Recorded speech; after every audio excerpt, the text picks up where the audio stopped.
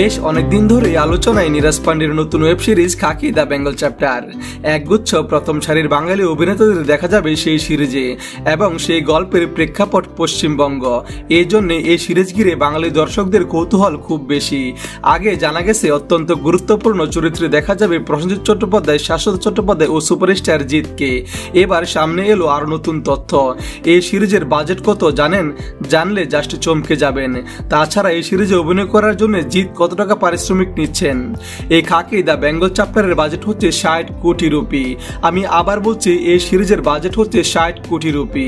আর এই সিরিজে অভিনয় করার জন্য সুপারস্টার জিৎ প্রায় 3 কোটি রুপি নিয়েছেন, যেটা কিনা একক পারিশ্রমিক হিসেবে এখন অব্দি কলকাতার ফিল্ম ইন্ডাস্ট্রির সবচেয়ে বেশি। এর আগে কোন অভিনেতা 1,20,00,000 রুপিও পারিশ্রমিক নেয় নাই টলিউড ফিল্ম ইন্ডাস্ট্রিতে। জিতের যা ডিমান্ড সেই হিসেবে তার পারিশ্রমিক ঠিকই আছে, কিন্তু এই সিরিজের জন্য জিতকেও অনেকটা স্যাক্রিফাইস করতে হচ্ছে। যেমন নেটফ্লিক্স থেকে তাকে বলা হয়েছে যতদিন এই সিরিজ রিলিজ না হবে ততদিন সে তার নতুন কোনো সিনেমার অ্যানাউন্সমেন্ট করতে পারবে না। আর তাই তো সুপারস্টার জিৎ তার পরবর্তী হার্ডকোর কমার্শিয়াল সিনেমাটা লক করে ফেলার পরেও কোনো অ্যানাউন্সমেন্ট করতে পারছেন না।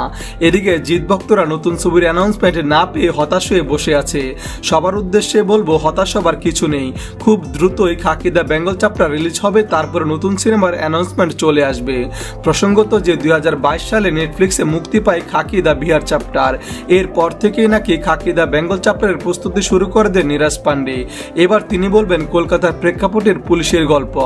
এই সিরিজের বাজেট শুনে এবং জিদ্দার পারিশ্রমিক কত সেটা জেনে কে কতটা খুশি হয়েছেন কমেন্ট করে জানিয়ে দিন। আর আমার এই ভিডিওটি ভালো লাগলে একটা লাইক দিন। পাশে থাকার জন্য ধন্যবাদ। खुलकर आमने सामने आ गए थे। Hi friends, don't forget to like, comment and share, and yes, subscribe to Entertainment's YouTube page for latest updates.